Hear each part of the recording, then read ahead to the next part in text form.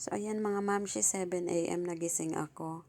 Ayan, tumayo na ako sa higaan para makapaghilamos kasi maghahanda ako ng almusal para sa aking junakis.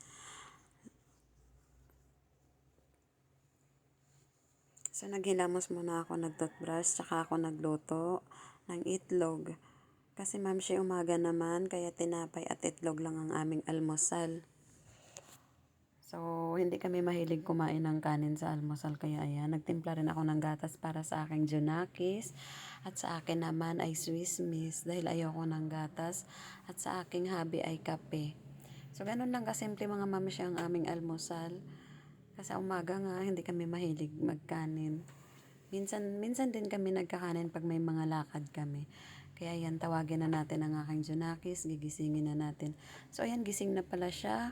Kaya niyaya ko nang bumaba para kumain. Late din yan, nagigising mga mamshi. So ayan, pababa na kami. So ganyan lang mga mamshi, habang kumakain, ayan, nagkikwentuhan. Yung aking junakis kasi makulit yan. Yung aking junakis nga pala, 13 years old yan siya mga mamshi, grade 8. Ayan, nag-aaral yan siya ngayon sa UE. Sa kasalukuyan sa UE siya nag-aral. At sa Ramon. Ayan, dalawa ang kanyang school mga mamshi. Tapos ayan, nagkikwentuhan kami, sabi niya sa akin, hindi daw ako nag-toothbrush.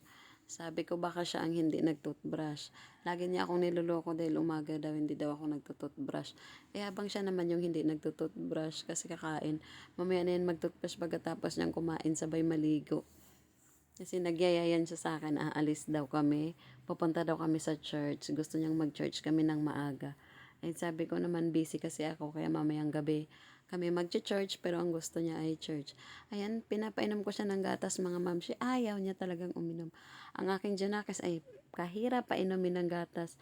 Ayan, kahit malaki na yan, nagtitingal pa kami niyan, makainom lang yan ng gatas. Ayaw niya. So, pagkatapos namin kumain mga mamshi, naglinis na nga ako, naghugas, ayan, nagligpit kasi ang kalat ng bahay namin dahil kahapon hindi ako nakapaglinis. Ayan, nagwalis, tapos nagmap ako ng sahig mga mamshi, mano-mano ang aking pagmamap dahil ayaw ko ng yung may handle, gusto ko yung basahan kasi gusto ko malinis. So, ayan, ililigpit ko nga yung mga Tupperware na nakakalat. Pagkatapos magdilig ako ng aming hanging plant. May hanging plant kasi ako mga mamsi sa loob ng bahay kasi may ibon. Ayan, nadiligan ko na yan. Sasabit ko na lang siya. Maganda yung aking hanging plant mga mamsi. Ayan, dala-dalawa lang naman sa gilid ng pinto. Diyan ko nilagay. Kasi nga may ibon ako kaya lagi silang dumadapo. Diyan kung napapansin nyo po, mayroon akong pahalaman sa bahay. So ayan ang aking junakis. Di talaga nagpatinag, nakabihis na talaga. Dahil aalis nga daw kami, niyayan niya ako. So dahil busy ako, so hindi kami matuloy. So nanalo ang nanay, mga mamshi. Mamaya na kaming gabi mag-church. So ayan, babalik na yan sa taas para magbihis. Ako naman mag-map. At napakadami kong babanlawan. Ayan mga mamshi, ayan. Nakusot ko na yan kahapon, babanlawan ko na. At pagkatapos kong magbanlaw, naligo na ako. Ayan, maglagay muna tayo ng skincare dahil lalabas po ako dun sa labas. Magsasampay ako ng aking mga binanlawan. So, ayan na nga mga mamshi, kahit nakabanlaw na ako, ang dami ko pa rin labahan. May binabad na naman ako ulit. Para naman yun kinabukasan. Ganyan ako mga mamshi, nagbababad ako ng labahan bago ko siya kusutin. So, ayan, maglalagay tayo ng sa kilikili para hindi tayo mga moy anghit. Mga mamshi, kilikili reveal. Ayan, serum nga pala ang aking ginagamit sa aking kilikili. Diyan ako nahiyang. At pumuti talaga ang aking kilikili. Although, hindi naman talaga maitim ang kilikili ko mga mamshi. So, ayan, kilikili reveal. So, ayan, magbibihis na ako kasi maya magsasampay na ako ng aking mga nilabahan. Kahit tatatlo lang kami mga mamshi, ang dami ko talagang labahan kasi yung anak ko panay bihis. Maarte yan, mapagpawisan lang. Yan, bihis na siya kaagad. So, ayan nga palang skincare na aking ginagamit. Lazy cream. Maganda yan, mami. Nabili ko yan sa TikTok.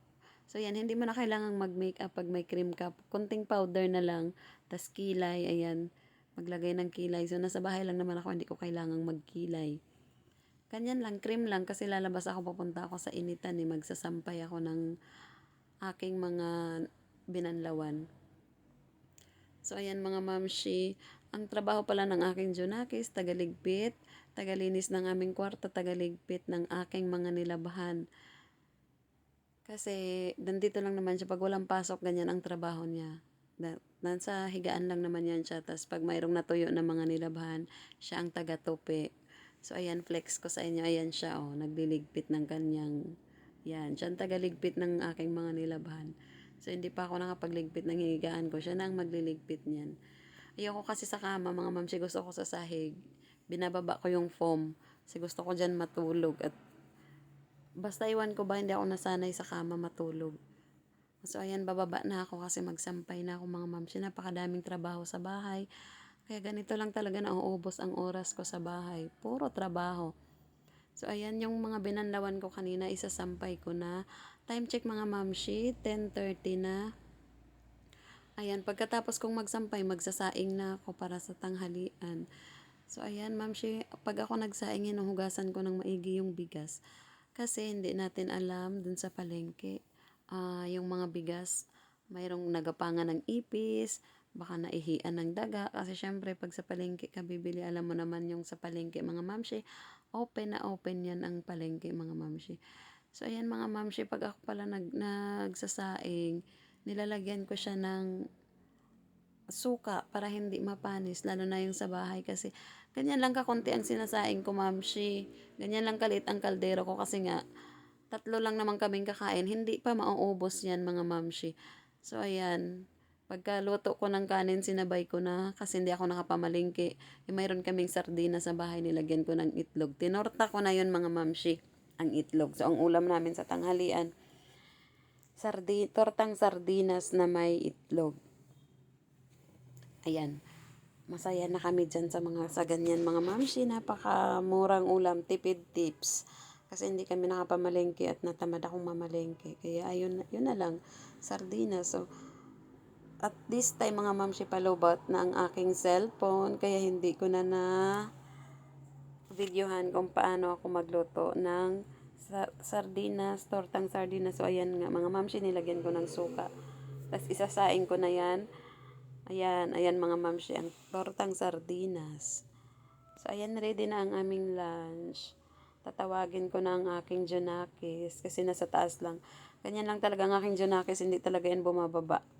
Lagi lang yang nasa taas. Sa kwarto niya, pagkatapos niyang magligpit, pagkatapos niyang maglinis, ayan, hihiga na yan. Minsan di pa nakalinis, mamaya pa maglinis. Nakahiga lang yan, nagbabasa. Wattpad o kaya libro, ganun lang siya. So ayan, nagbabasa nga. So tinawag ko na siya pababa. Yan, nakakain na kami mga mamsi. Nagulat pa siya kung ano daw ang ulam namin. Sabi niya, small fish. Sabi ko, hindi mo na nakilala ang sardinas. Sardinas yan. Tama nga naman siya mga mamsi, small fish nga naman. So ayan, kung napapansin na, tatawa siya dyan kasi sabi nga small fish, hindi niya akalaing sardinas yun. So ayan, akala niya siguro dulong. So kung napapansin niyo mga mamshi, wala kaming soft drinks. Hindi talaga kami nagso-soft drinks. Kasi bawal sa anak ko ang soft drinks at sa asawa ko ay diabetic din siya. Kaya bawal din sa kanya. Pero minsan pasaway talaga kami mga mamshi kasi minsan may araw, sa isang buwan, may time talaga na nagso-soft drinks kami. Minsan may time pag nag-crave ako, ganyan, gusto ko ng soft drinks. Bibili ako ng maliit lang. Kasi bawal nga yan sa kanila. So, yan, pagkatapos namin kumain mga mamshi, yung anak ko ang naghugas. So, ang oras dyan ay mga 12:30. So, yung anak ko ang naghuhugas. Habang naghuhugas siya, nagkikwentuhan mo na nag-uusap kami ng asawa ko. Kasi pag tanghali pala mga mamshi, tinitrain ko ang aking Junakis na siya ang naghuhugas ng plato dahil hindi man siya marunong magsaing. Takot kasi siya sa apoy mga mamshi. Hindi ko nga alam kung paano alisin sa kanya yung takot. Dahil dati napaso na yan. Naputukan ng saksakan ng charger. So, dinala namin yan sa ospital, ginamot yung kamay niya. Kaya nagka-trauma siya. So, ayan, tapos na siyang maghugas. Pagkatapos niyang maghugas, ayan, pahinga muna. Cellphone, tapos niyaya ko na siyang umakyat sa taas para magpahinga. So, ayan mga mamshi, na magpapahinga na kami, mamshi.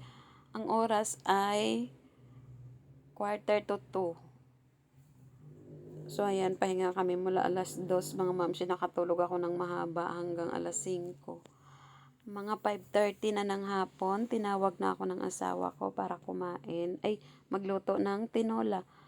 So, ayan mga mamsi, nagluto na ako ng tinola. Yun ang hapunan namin, mga mamshi, tinola. Kasi nagpalingki na siya kanina. So, ganyan mga mamshi, hindi ko na inantay dahil Sabado ngayon. Hindi kami nagsabay-sabay kumain dahil yung Junakis ko ay nasa church.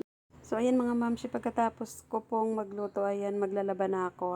Antayin ko lang ang aking Junakis hanggang alas 9. Tapos, hanggang makatulog na kami.